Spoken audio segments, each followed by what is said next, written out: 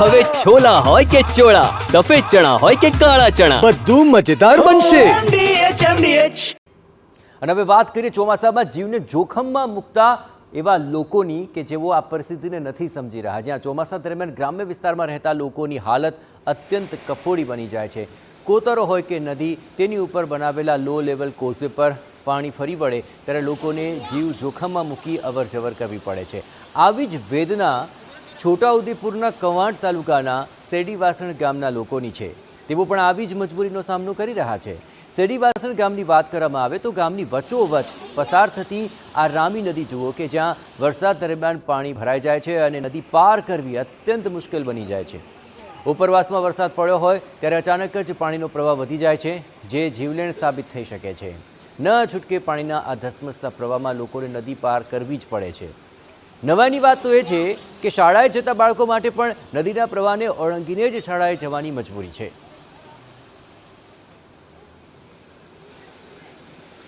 રામી નદી ઉતરીને જવું છે, દરરોજ જવું, દર વર્ષે આવું છે। અમારે તકલીફ વેઠવાની, છોકરાને ભણવા જાય તો અમારે રોજ મૂકવા આવવાનું, લેવા જવાનું, નદીના જીવ જોખમમાં મૂકીને અમારે રોજ છોકરાને લેવા આવવા મૂકવા જવાનું છે। અમારે આ વિનંતી છે કે સરકારને અમારે નાળું કરી આપે એવી વિનંતી છે અમારી। આ ગામમાં 2000થી વધુની વસ્તી વસે છે।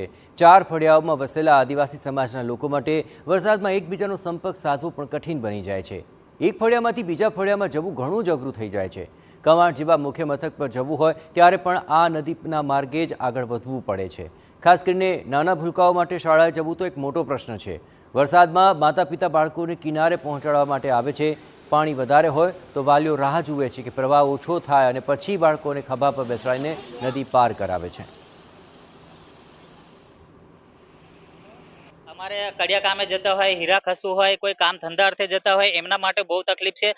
અમારે અહીંયા રામી નદીની મિની પુલ બનાવી આપે એવી અમારી સરકારશ્રીને માંગ છે। અમારે કોઈ બીમાર પડી જાય ત્યારે અમારે આના સિવાય કોઈ રસ્તો જ નથી બીજે કે અમે ગમે ત્યાં જઈએ એવું। જ્યારે અમારે એવું બીમારનો પ્રશ્ન બને ત્યારે અમારે છોડીમાં કે ખાટલાનો સહારો લઈને જવું પડે છે।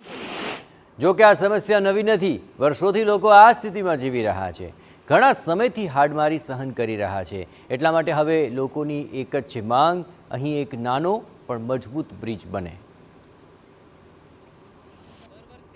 આને આ જ પ્રોબ્લેમ આવે છે અને જો અહીં સરકાર તરફથી અમને પુલ કે નારું કે ગમે એ બનાવી આપે તો અમારે સ્કૂલે જવા સારું પડે અને ટાઈમેસર ઘરે આવી જાય, છોકરા ટાઈમસર નિશાળે જાય અને એનો અભ્યાસ બગડે નહીં। એ તરફથી અમારે 4 ફળિયાના વિદ્યાર્થીઓ 100 જેટલા ઉપર વિદ્યાર્થીઓ અહીં સ્કૂલે ભણવા આવે છે અને તકલીફ બહુ થાય છે। દર વર્ષે આ રામી નદી ઓળંગીને જવું પડે છે। લોકોને તો રોજિંદી અવરજવર માટે મુશ્કેલી પડે જ છે, પરંતુ જો કોઈ બીમાર પડી જાય તો પરિજનોની હાલત દયનીય અને કફોડી બની જાય છે। દર્દીને ખાટલા કે જોડી બનાવી નદી પાર કરાવવી પડે છે। વિચાર કરો, જો નદી પાર કરતી વખતે અચાનક પાણી વધે તો શું સ્થિતિ થાય? આ જ વિચારથી લોકોના હૃદયના ધબકારા પણ વધી જતા હોય છે। સવાલ તો એ છે કે છેવાડાના જિલ્લાના લોકોને પાયાની જરૂરિયાત આખરે મળશે ક્યારે? વહીવટીતંત્ર અહીં નાનો પણ સુરક્ષિત બ્રિજ બનાવી દે તો લોકોની હાલાકી દૂર થાય અને તે અત્યંત જરૂરી છે। કવાંટ તાલુકાનું આ સેડીવાસણ ગામ છે કે જે અંતરિયાળ વિસ્તારમાં આવેલું છે। આ ગામ એવું છે કે જ્યાં 100થી વધુ બાળકો છે જે સ્કૂલે ભણવા માટે આપ જોઈ શકો છો કે રોજનું જોખમ કરી રહ્યા છે।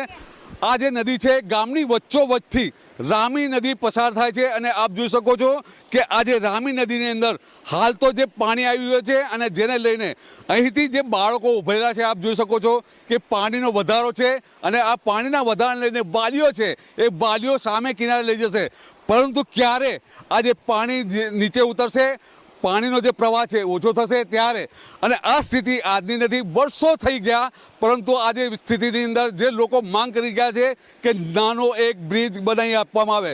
હવે આ અહેવાલ જોઈ અને સરકાર જાગે અને આ જે વિસ્તારની અંદર ખૂબ મોટી માંગ નથી, ફક્ત નાનો બ્રિજ બનાવી આપે તેવી આ જે ગામના લોકોની માંગ રહી છે। મકબૂલ મંસૂરી, TV9 છોટાઉદેપુર।